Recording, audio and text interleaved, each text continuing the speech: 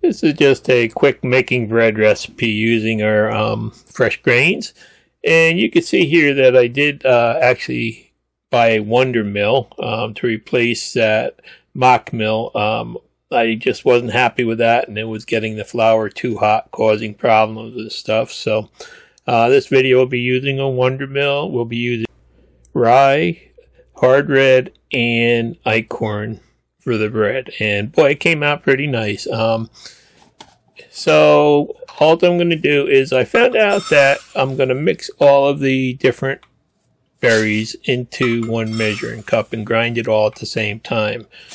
So for a loaf of bread, it takes about 3.5 cups of berries total, and that gives you a little bit over, almost 5 cups of flour, so you have a little bit left over. But so what I'm doing is I'm going to use 1.5 cups of the hard red, and then I'm going to use about 3/4 of the cup of the rye and the Einkorn, and just put it in there together. You can see.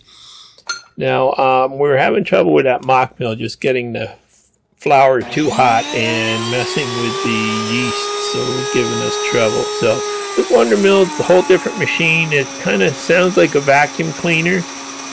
It mills over twice as fast as the Wondermill, and it doesn't plug up. And when you grind fine flour with the Wondermill, I was getting 130 to 134 degree flour out of it, which kind of destroys some of the nutrition in it, I understand. And this Wondermill can just run constantly. It doesn't have a time limit like the Mockmill or anything else, and I just love the container on it. It completely catches all the dust. Well, as long as you snap the top on tight. I found out if the top's not clicked on, you've got a heck of a mess. But as long as you use it right, it does a great job, and does a wonderful job grinding, and it doesn't get all plugged up and need a really good cleaning every time like the Mockmill did. That thing was just such a pain to use. So there it is. You can see just how simple this is, and when it's done, you just wait till the motor winds up again, wait till it stops running, and then you can just pull the container out there, and you've got your flour with zero mess, and it's all contained. So I did make a mistake buying the Mockmill up front, but we'll probably just use that for coarse ground corn and stuff like that. And there you can see the flour comes out beautiful. And let's check here. And this is the main reason I bought it. You can see it's under 100 degrees every time. This one runs, what is about 98, I think. Hold on a second. I can't see that there. 99.1 is the hottest spot in it. So this definitely has helped our bread making. And it's easy cleanup too. You just snap the top on, wipe it out a little bit, and you can clean that one little tube out there, and you can store it on top of each other if you want. But really works good. This little filter, you have to clean that every once in a while to get the dust out of it, but no dust in the air at all, and just a little bit of brushing out to get the dust out of it, and rinse it out, and it's clean. So you can see it's about half the weight, and about the same size as the Mockmill. About that Mockmill, like I said, is going to go down in the basement, just be used for coarse stuff, because anything fine, it just makes it too hot. So we're going to be using the whole wheat bread recipe in the machine book that comes with the bread machine. And we use this basically as a starter for most of our breads, and we just changed the type of wheat that we use. We've been playing with. We find out this one actually works the best. And we did start weighing it. If you watch this scale, you'll see that this scale is not actually the best in the world, it turned out. Has some issues. So I did replace it. I'll be using in future videos with one of the OXO scales that was recommended by America's Test Kitchen. And that one really works good. That one's, really accurate. So I'm just going to start with all the liquid contents and use everything identical to that whole wheat recipe. And really, that one really is our favorite, it turns out. This is the honey. And let's add some honey here. And those OXO containers I got for the honey and the sugar and all the oils outside really are great. I'll put a link to them. But you can see I'm adding honey there, and that scale's not going up. For some reason, if you just add stuff slow, it doesn't always read it. It's got issues. So it is replaced now. But that was making a little difference in our breads too when we started using it. That's weird. So pretty much just go through the ingredients and add them in. You have to make sure you add them in the order that they're listed in. And this is the flour that I just ground. I did actually mix it up in the bowl a little bit with a spoon. I found out you get a much evener flavor with it if you just grind all the grains together and mix it, and use it like that. So I'm just going by the weight, as you can see. I'm not really worried about how many cups. It seems to work out better that way. And the sugar, this recipe does have a lot of sugar in it. We've been cutting back on some of them and stuff, but it does give it a little bit of flavor. So we've tried it with more honey and stuff, but that's one thing we have to work on is getting the sugar down in it. I'm just going by weight again.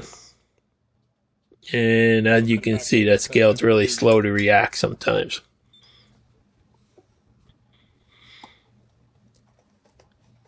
And then this is the powdered milk.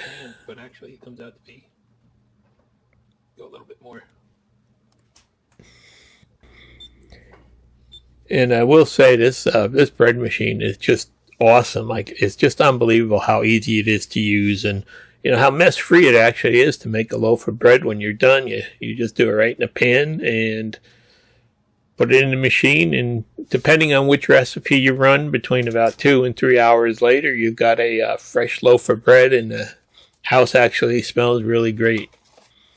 And this is that Vital Wheat gluten, and we find that we get our best results using the the hard red flour and stuff. Actually using this, so that's why we're using it in here and using this recipe. But if you have a problem with gluten, you probably wouldn't be making this bread anyway using the the wheat. So,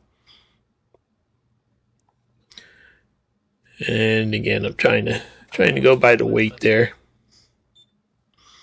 Can I put a little bit more in?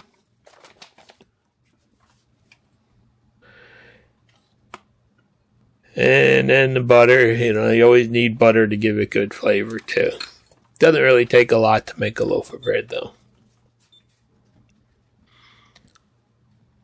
And last but not least, we put the yeast in. You use that instant yeast.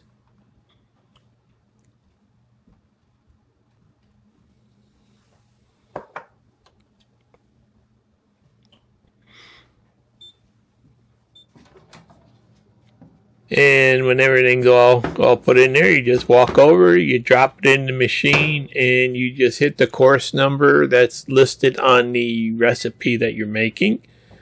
And you just have to push the button. And sometimes you get to set the crust control how you want it. But, basically, it's all done there. You just walk away and come back in a couple hours when it beeps. Now, we have been keeping the extra flour. I always grind a little bit extra, and we have quite a mixture of it in the freezer. So we put it all in one container here, put it in the freezer, and we use it for waffles that actually come out fantastic. Now you can't really see it. I'm trying to get a picture in there of that thing whooping up the dough, but it does everything needs. It lets it rise, punches it down and stuff, and 3 hours later we have a loaf of bread. Now, not quite perfect in the middle there, but actually it's all cooked perfect and, everything. So, they all do have a little bit of imperfections. Then it's just a matter of putting it on a rack to cool.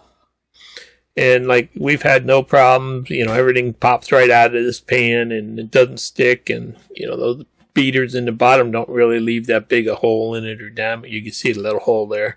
Don't really tear it out or anything. So Really, it's really the best bread machine I've ever used. And there you have it.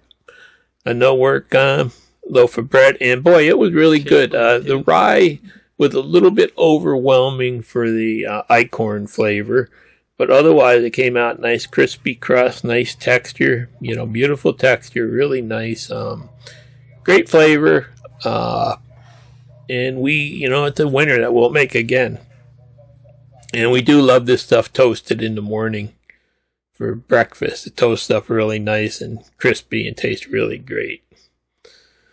So pretty much, that's that loaf of bread. And this one came out really nice flavorful. And we've been making other breads all along. We've been mixing up all the flours, and we've been doing some white breads. And, this is just a wheat bread, wheat rye here. And that's a white bread there. You can see that one almost pops the top open on the machine. It's so tall. It comes out like 8 inches tall, I think. Unbelievable. Just great flavor. And then we've been making a lot of cornbread too. This is that Wapsie Valley corn that we've been using.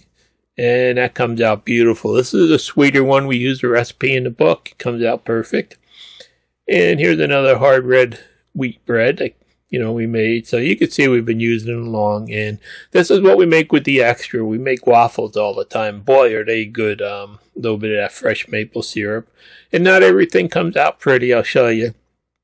That one's not that pretty, but it tastes good. That's all that counts. And then we did have some problems. This is when we were using the Mockmill. Everything was not rising right. And coming out really ugly. I mean, and not quite... it didn't have quite the same flavor and everything. So you can see that made a difference. And here's another white bread that we made. And here's another one we made with the Mockmill. You can tell instantly by looking at it, that the heat from the flour did cause a problem. It still didn't taste bad, but it still, caused issues. So in the end, we've been having fun, making breads and pastries and stuff. And this Wondermill, we really do like it. I love this Weaver mill and finally have it set up in my basement. And I'm getting ready. I just bought the Weaver flour sifter too, so I'm getting ready to run some bread flours and stuff like that using it. And I'll be making some videos about that in the future. And 2 seconds ago, this loaf of bread just came out of the bread machine. And this one was made using the emmer berries. Thanks for watching. Please subscribe.